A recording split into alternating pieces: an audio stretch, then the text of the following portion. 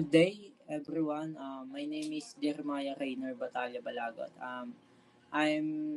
This is our member, Princeton Same, Ralph Chosen, Bation, Randolph Bininsig, and this is our website. Name po ng website namin is Blurriwer. Introduction po muna tayo. The introduction, Glorywear website was developed to provide an easy-to-use platform for customer to browse and purchase premium apparel online.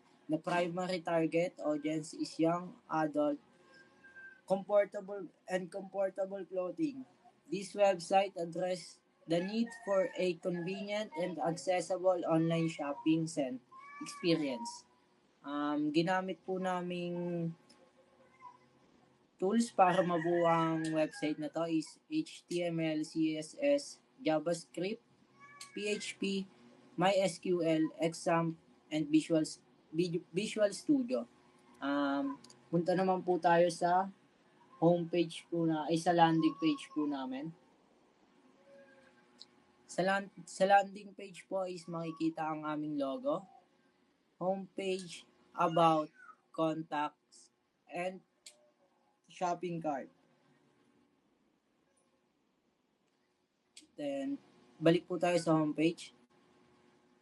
Sa homepage po is makikita ang Glorywear logo and the shop now.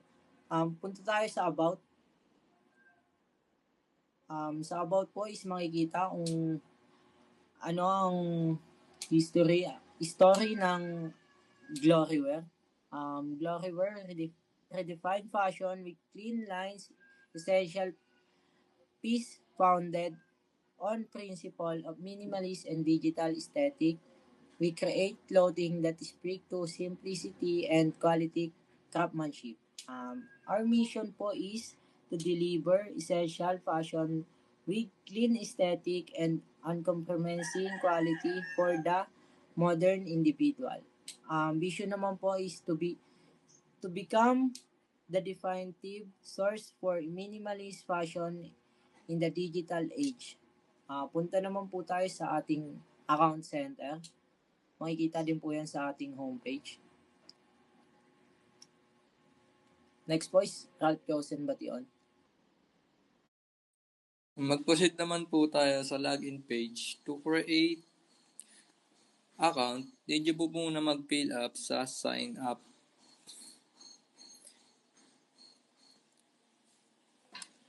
To using full name, Gmail, and password, then tsaka po using full name, email, and password, diyan po kayo create ng account to login.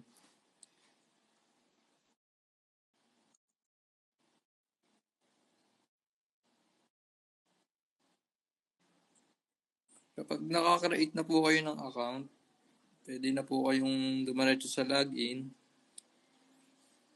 Then, using email address, password, login na po kayo as user. In user side, si Prince lang sabi niya po ang mag-guide sa inyo to process kung paano mag-order ng mga product namin.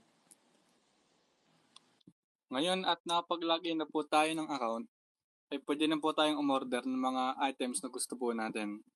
Ang kailangan po natin gawin ay pumunta po tayo sa Shop Now. Pwede natin pindutin yan at makikita natin ng mga items na available sa ating shop.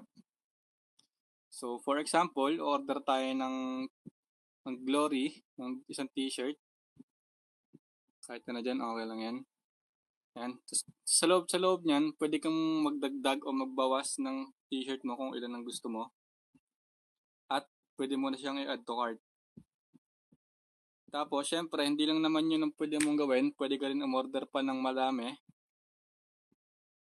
o kahit ilang gusto mo.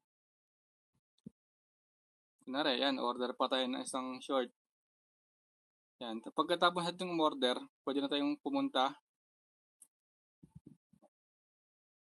sa cart, sa shopping cart natin.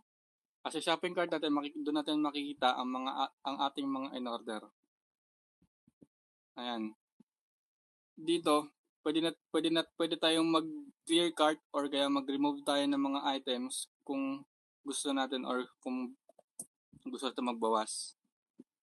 Ganyan. Since nagbawas tayo ng isang item, mababawasan din yung babayaran natin. At syempre, meron tayong shipping fee na 50 pesos at free shipping orders over 1,000 pesos. So, pwede na tayo mag-proceed to check out. At ngayon ay kailangan na nating fill upan para ma-order na sa atin yung mga items na in-order natin.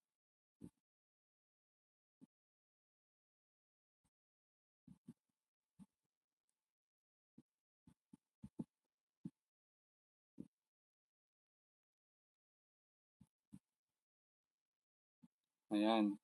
Since napag-order na tayo, ngayon, i-explain na ni Beninsig kung ano ang mangyayari after natin order ng mga items.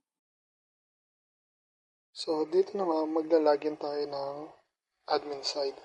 So, sa admin side is hindi na kailangan ng registration form kasi meron nakausap namin yung may-ari, tapos isa lang naman daw siya. So, pumayag naman siya na isa na lang yung gagawa namin ng account, like for lifetime niya na talaga. So, sa backend namin yung ginawa.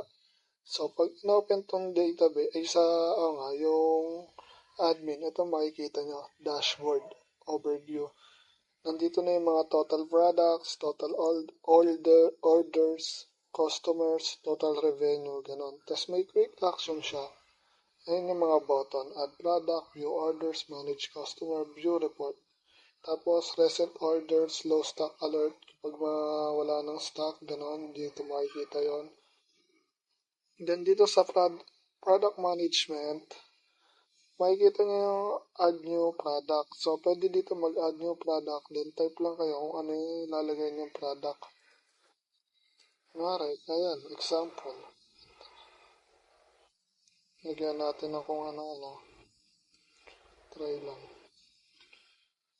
Choose file. Alright, itong hoodie.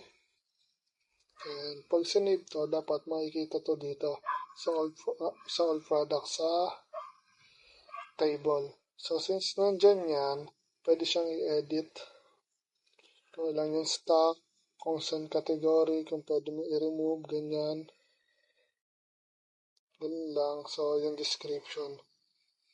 Tapos, update lang pag may gusto ka baguhin.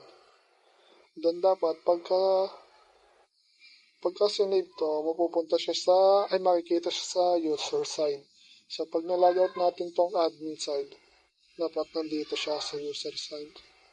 Ito, nandito siya sa landing page makikita. Tapos, pwede natin siya i-delete sa admin. Balik lang tayo sa admin. Ayan o, naging 21 na yung total kasi nga, since na nag-add tayo. So, delete natin siya. Yun na. Yun na. So, hindi pa naman po 100% yung system namin. Kaya hanggang dito lang yung kaya namin i-demo. So, thank you po for listening.